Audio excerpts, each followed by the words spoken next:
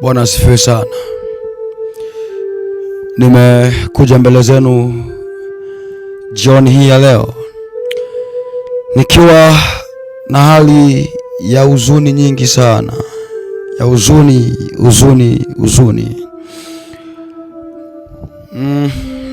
Moyo unauma sana kiasi kwamba hauwezi kustahimili yanayoendelea, yanayofanywa na watu. Leo nilikuwepo kazini, lakini kuna mambo ambayo niliyafikiria sana, yakanifanya nihuzunike sana, yakanifanya niwe na huzuni mwingi sana, yakanifanya niweze kulia sana, lakini sikusha tu hapo. Hali hiyo ikaendelea hadi mida hii sasa, bado inaendelea. Wajitao viongozi wa kundi la Mungu, mnifuate. Mimi sina hekima yote, mimi sina hekima yote. Sisi ni wale ambao tumeandikiwa kwamba wivu wa nyumba ya baba utanila. Kwa hiyo mimi sina hekima yoyote wakati wa kuongea chochote, kukemea chochote. Nataka mnifuate kwa makini, ninyi mjitao viongozi wa vyumba vya maombi, viongozi wa mama kina mama ambao mnaongoza vyumba vya maombi, na wa baba ambao mnaongoza vyumba vya maombi. Mnifuate kwa makini sana. Mimi sio taila, naongea nikijuacho kwa asilimia kubwa. Mimi sikurupuki kitu chochote, ninaongea nikijuacho. Nataka mnifuate kwa makini sana, kwa makini wa hali ya juu sana. Wivu wa nyumba ya baba utanila.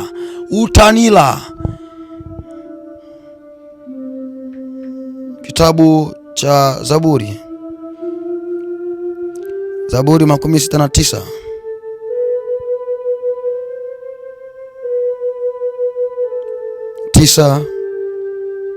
anasema hivi. Hebu nianzie tu kwenye 7. Maana kwa ajili yako nimestahimili laumu, fedheha imenifunika uso wangu. Nimekuwa mgeni kwa ndugu zangu, na msikwao kwa wana wa mama yangu.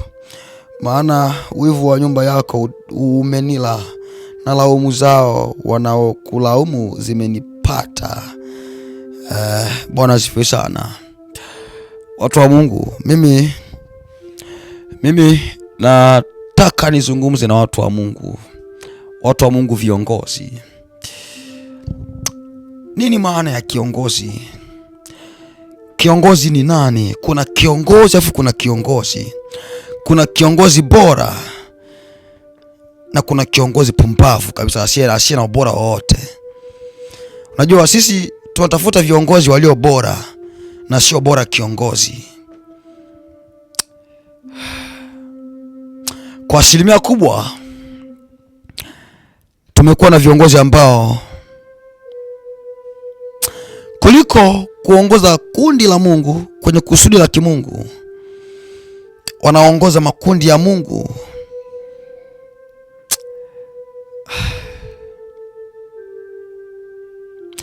Wanaongoza makundi ya Mungu sehemu isiyohusika. Wamekuwa ni viongozi vipofu. Yesu alikuwa wazi kwamba kipofu akimuongoza kipofu mwenzake watadumbukia shimoni, na ndivyo walivyo viongozi wengi leo. Bahati mbaya mimi hata niwe ninaongozwa na kiongozi kipofu namna gani, siwezi nikawa kipofu kwa asilimia zote. Bwana asifiwe. Mimi hata niwe naongozwa na kiongozi kipofu, siwezi kuwa kipofu kwa asilimia kubwa.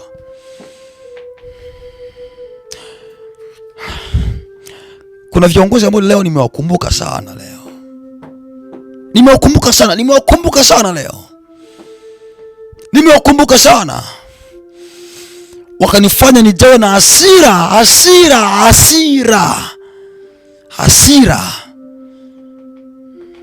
kwa jinsi ambavyo walikuwa wakiongoza kondoo za Mungu mahala pasipohusika, mahala ambapo si sahihi kabisa. Walikuwa mambo ya ajabu sana haya. Mambo ya ajabu sana haya. Wanajifanya kana kwamba ni viongozi, lakini ni viongozi malaya. Siongelewa mimi nikisema viongozi sina maana viongozi wote, hapana.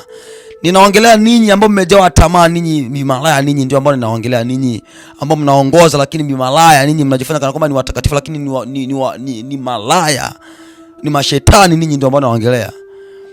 Na ninapogusia viongozi sigusiwa Tanzania, nagusia walioko Marekani huku.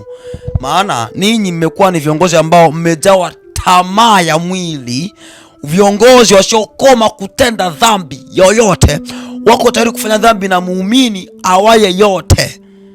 Ninyi viongozi, ninyi wajinga, ninyi ndio ambao naongelea. Sasa mnafuata kwa makini sana. Petro wa pili 2 naanzia 20.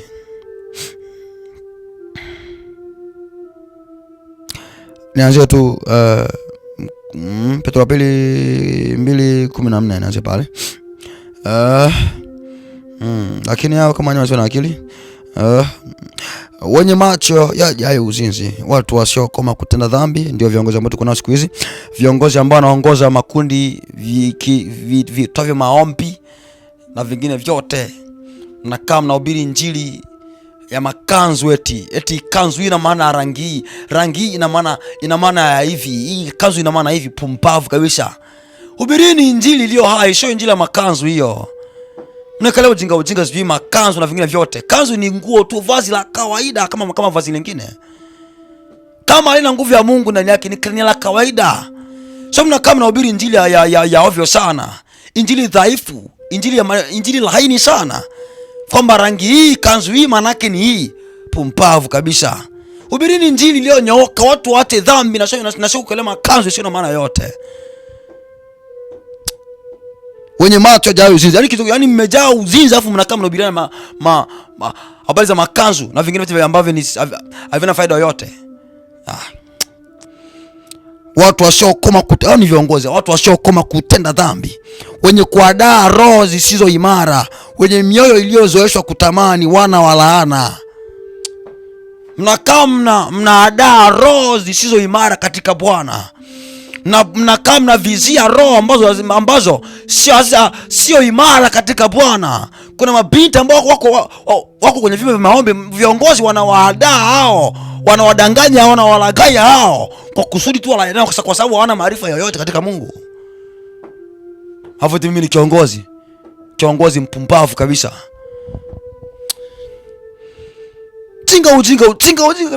Ujinga pumbavu kabisa nyie. Okay. Wakiata njia iliyonyooka wakapotea, wakifuata njia ya Balaamu mwana wa Beori aliyependa ujira wa udhalimu. Nasema kijana hana hekima. Mimi sina hekima. Sina maneno ya hekima. Kama ndio mtajua mimi sina hekima. Hiyo ambayo mnyewe mnajua hekima, sijui wewe mpole. Wengine wanachukua tafsiri hizo kwamba nyewe mwe pole kama njiwa, mbona mnabusara kama nyoka. Yaani mna tafsiri dhaifu sana. Kwamba wewe mpole, wewe unabusara kama vile mfano wa nyoka, mpole kama vile njiwa. Ni watu nyie. Yaani uwe mpole wakati kuna ubaya unaendelea, alafu wewe mpole tuwe bubu tu.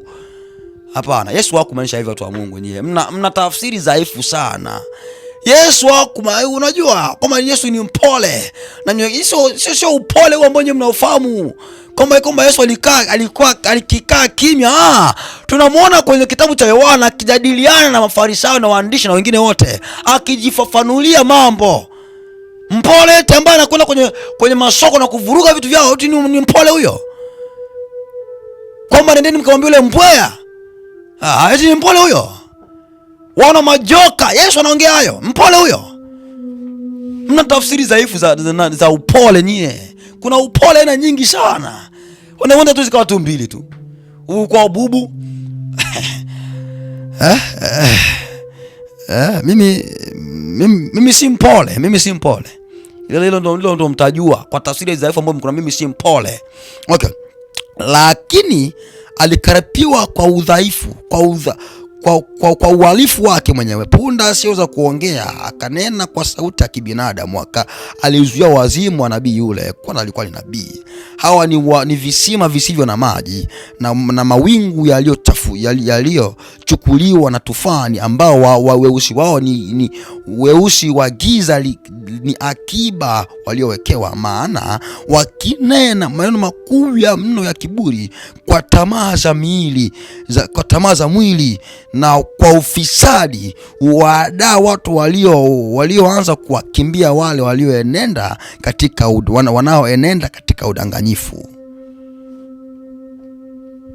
Kiongozi yeyote ambaye bado ana tamaa ya mwili hafai kuwa kiongozi. Kiongozi yeyote, wewe mtu wa Mungu, nifuate kwa makini sana. Ikiwa wewe ni kiongozi lakini bado una tamaa ya mwili, haufai kuwa kiongozi yoyote. Haufai kuwa kiongozi, haufai kuwa kiongozi.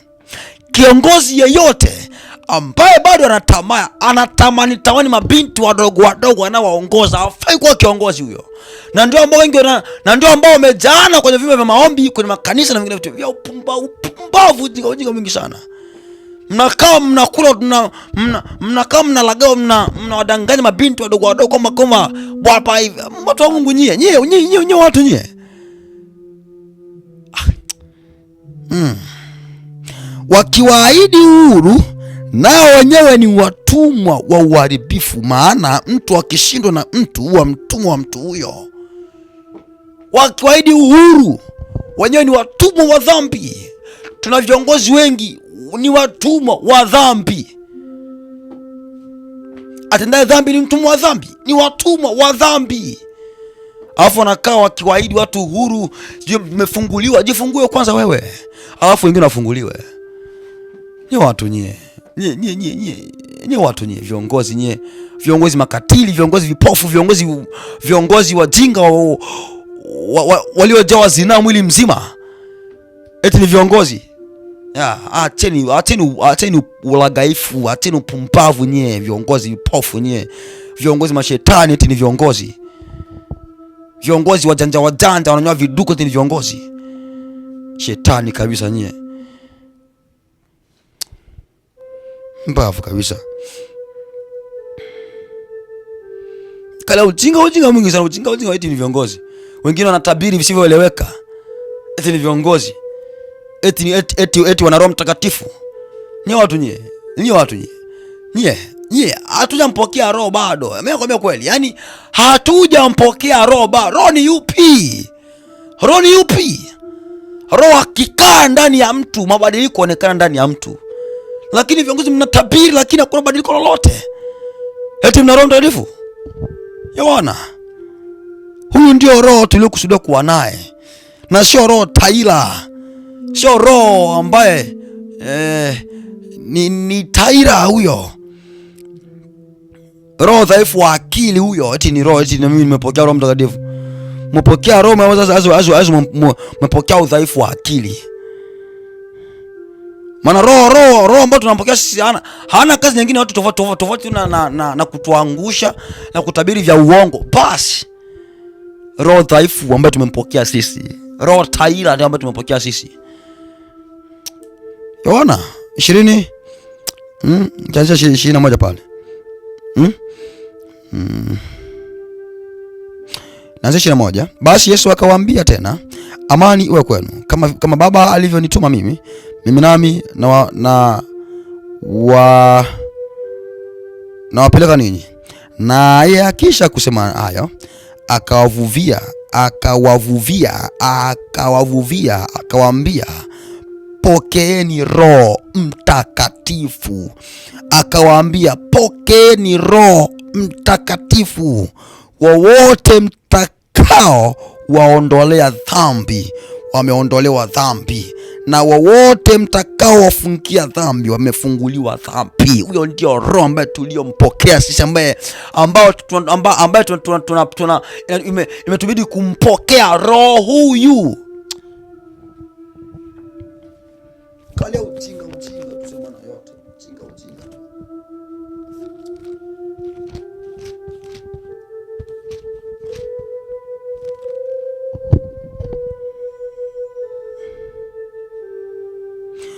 Yesu akawaambia tena, amani iwe kwenu, kama vile Baba alivyonituma na mimi nami nawatuma ninyi.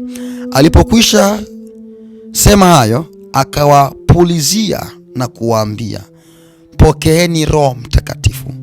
Mkiwasamea watu dhambi zao, wamesamehewa; msipowasamea, hawasamewi.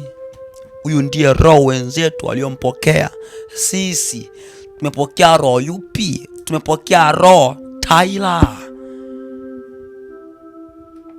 Wewe unakufuru? Hakuna kufuru yoyote. Huyu ndiye Roho ambaye tulitakiwa kumpokea, na sio Roho Tyler. Sio roho kutwangwa, ni roho muda wote kutabiri visivyoeleweka. Mmekuwa manabii wajinga nyie, watu nyie. Mmekuwa pumpavu sana nyie. Mmekalia umalaya tu, umalaya na uzinzi tu ndio mmekalia. Tena umalaya viongozi, tena umalaya.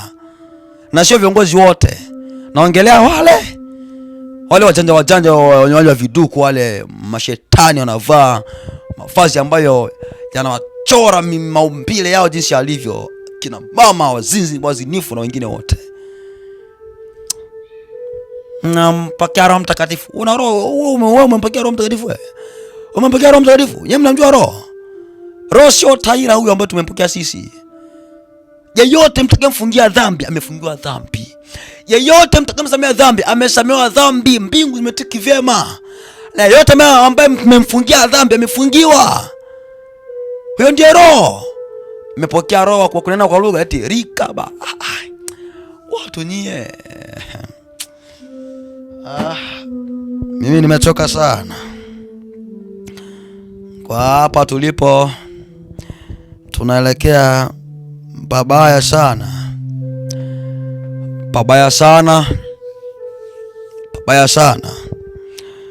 Tumekalia tu mikutano isiyo na maana yoyote. Tumekalia mikutano isiyo na maana yoyote.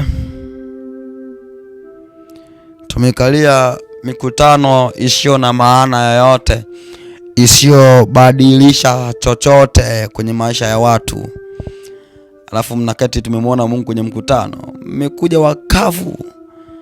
Mmekuja ni wale, hakuna badiliko lolote. Wakavu sana. Wakatili sana. Watu wasio na huruma, wasio na rehema yoyote. Mmenena sana kwa lugha. Metabiri vya uongo. Alafu tini Bwana amesema. Mashetani kabisa nyie. Mmempokea Roho yupi watu wa Mungu? Mmempokea Roho yupi?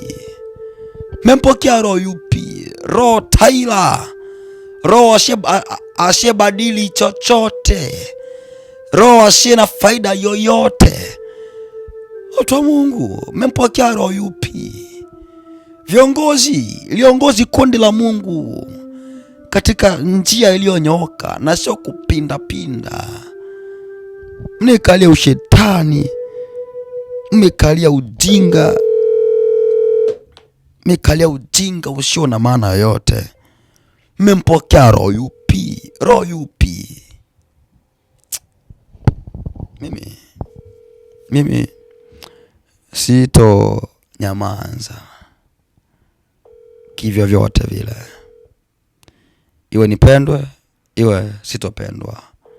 Lakini sito nyamaza kivyo vyote vile. Nitazidi kuongea na nitaendelea kuongea.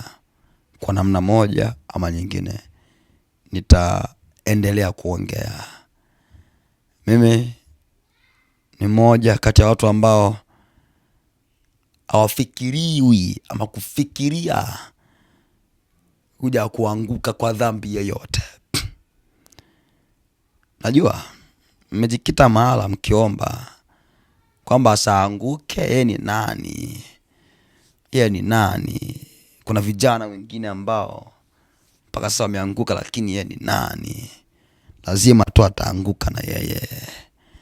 Samsoni alianguka, yeye ana nguvu kuliko Samsoni, lakini kuna Yusufu aliyekimbia zina. Na nadhani mimi ni Yusufu wa kizazi hiki kwa asilimia zote. Huenda simfikirii, lakini nadhani kwa asilimia kubwa mimi ni mmoja kati ya watu ambao hawawezi kuangushwa na mwanamke yeyote. Yaani mtumeni mwanamke yote ambaye mnamjua ninyi. Mtumeni huyo. Hebu nenda ukamjaribu mtumishi. Nendeni mtumeni huyo, mtumeni huyo. Mtumeni huyo. Hakuna binti yeyote ambaye mtamtuma katika mazingira yeyote akaniangusha nyewe watu wa Mungu nyewe. Hakuna binti yeyote. Naongea nikiwa na akili timamu. Mimi sikurupukiagi kitu chochote wakati wa kuongea lolote. Naongea nikijuacho na ninamaanisha nikijua na nikiongeacho. Najua nikiongeacho. Kwa viongozi, jipangeni kwa vizuri sana. Mimi sina hekima. Neema na amani ziwe nanyi. Sauti ya mtu aliye na uchungu moyoni anasema, tengenezeni njia zenu na matendo. Yesu mhukumu wa haki, mhukumu wa haki, hakimu wa haki, yu karibu ya kuja kumlipa kila mmoja sawa sawa na kazi yake. Hii ndiyo maana ya neno Maranatha. Mungu awatie nguvu nyingi sana. Mungu awatie nguvu nyingi sana. Nadhani ni hayo. Mungu awasaidie sana. Amen.